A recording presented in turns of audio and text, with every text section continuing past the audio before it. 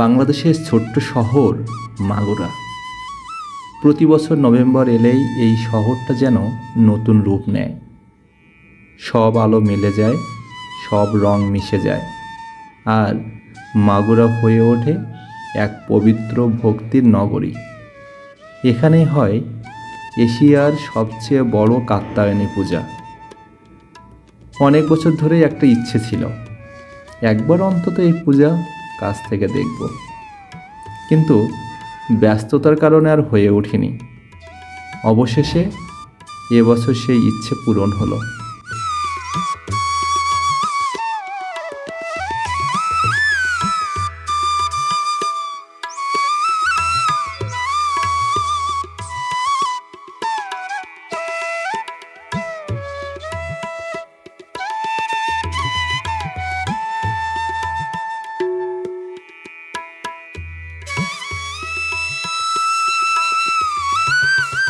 মাগুরা পৌঁছাতে পৌঁছাতে সন্ধ্যা নামল।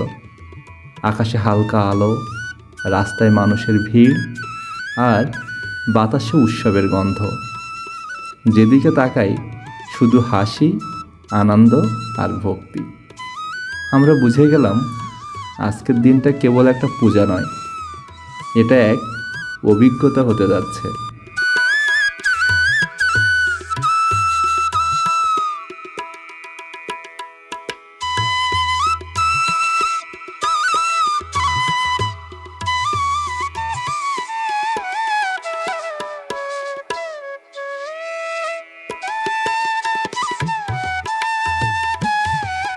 শহরের রাস্তায় মানুষের ঢল, কেউ কেউ আবার ক্যামেরায় বন্দি করছে সেই মুহূর্তগুলো। আমরাও তাদের সঙ্গে মিশে গেলাম। শহরটা আমাদের জন্য নতুন, তবুও অচেনা মনে হচ্ছিল না। অনেকবার মাগুরার উপর দিয়ে যাওয়া আসা করেছি, কিন্তু কখনো এই মাটিতে পা রাখা হয়নি। আজ যেন সেই অভাবটা পূরণ হলো। সবচেয়ে অবাক লাগলো, এখানে শুধু এক ধর্মের মানুষ নয়, সব সম্প্রদায়ের মানুষ একসাথে এসেছে। এ যেন এক উৎসব, যেখানে ভক্তি মিশে গেছে ভালোবাসার সঙ্গে। ধর্ম নয়, এখানে মানুষই মুখ্য। সেই ঐক্যের আবহাওয়াটাই কাত্যায়নী পূজার সবচেয়ে সুন্দর দিক।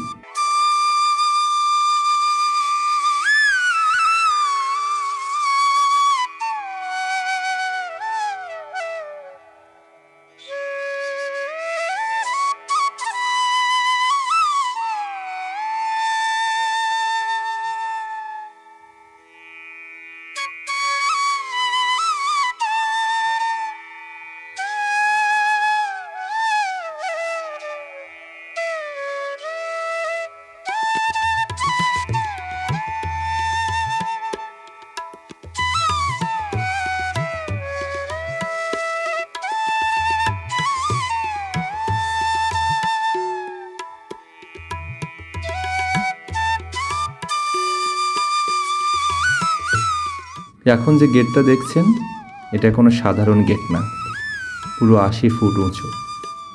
বিশ্বাস হচ্ছে এই গেট বানাতে লেগেছে 500 বাঁশ, 25 জন কারিগরের টানা 20 দিনের পরিশ্রম। রাতের আলোয় গেটটা যেন জীবন্ত হয়ে ওঠে। আলো, রং আর মানুষের বিস্ময় ভরা মুখ, সব মিলিয়ে এক অনন্য সৃষ্টি। ভেতরে ঢুকে চোখ আটকে গেল। প্রতিটি প্যান্ডেলে যেন আলাদা এক জগৎ। কোথাও প্রাসাদ, কোথাও বাংলার গ্রামীণ সৌন্দর্য, আবার কোথাও প্রকৃতির মাঝে দেবীর প্রতিচ্ছবি। আলো আর রঙের এমন সমন্বয় আগে কখনো দেখিনি। মনে হচ্ছিল দেবী যেন সত্যি আমাদের সামনে উপস্থিত। নারী পুরুষের আলাদা প্রবেশ পথ, স্বেচ্ছাসেবকদের আন্তরিকতা, সব কিছু এত সুন্দরভাবে সাজানো, যেন পুরো শহর একসাথে মিলে এই উৎসব গড়েছে। প্যান্ডেল থেকে প্যান্ডেলে ঘুরে ঘুরে বুঝতে পারলাম এটা শুধু ধর্মীয় পূজা নয়, এক বিশাল শিল্প মেলা, যেখানে ভক্তি, সৃজনশীলতা আর ঐক্য একসাথে জ্বলে ওঠে।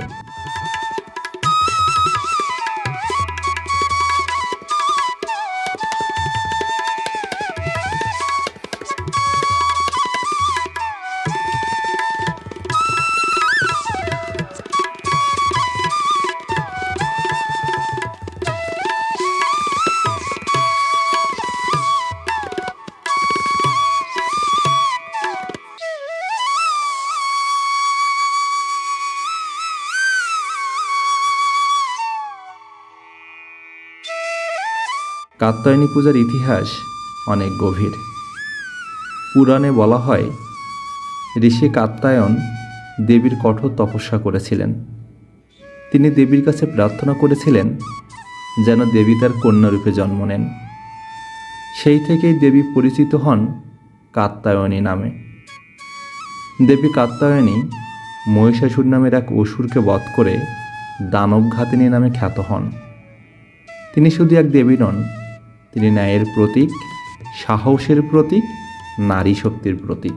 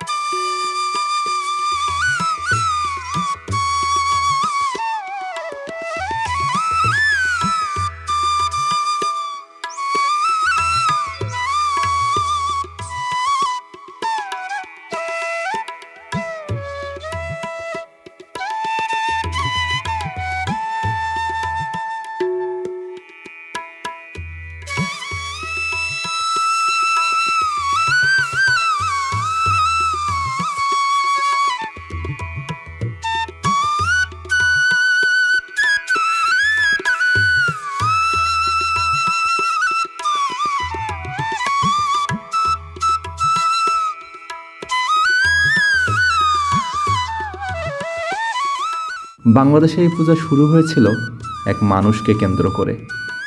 সতীশ মাঝি, এক জেলে। তিনি আশ্বিন মাসে মাছ ধরার ব্যস্ততায় দুর্গাপুজো যেতে পারতেন না। তাই দুর্গার আদলে দেবী কাত্যায়নীর প্রতিমা তৈরি করে 1 মাস পর পূজা শুরু করেন। তার হাত ধরেই মাগুরার কাত্যায়নী পূজার সূচনা, যা আজ এক ঐতিহ্য পরিণত হয়েছে।